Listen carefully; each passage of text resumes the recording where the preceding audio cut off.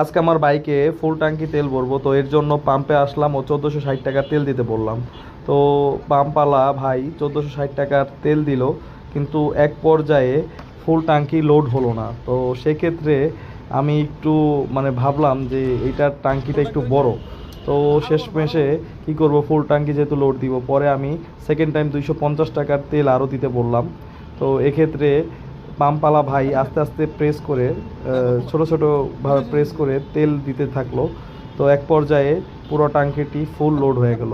তো মোটামুটি দেখা গেল যে 14 লিটারের মতো অকটেন আমার এক্স ব্লেড বাইকে ধরে। অকটেনের দাম যেহেতু একটু কম, 122 টাকা করে লিটার, তো 14 লিটার তেলের দাম 1708 টাকা আসে। যেহেতু 2 টাকা ভাঙতি দিতে পারবে না আর 2 টাকার তেলও আমি নিতে পারবো না, তো এক্ষেত্রে 1710 টাকায় দিতে হবে। এখন পেমেন্টের বেলা 500, 1000, 1100, 1200, 1300, 1400, 1500, 1600, 1700, 1710, 14 লিটার তেলের দাম 1710 টাকা পাম্পালাকে বুঝিয়ে দিলাম।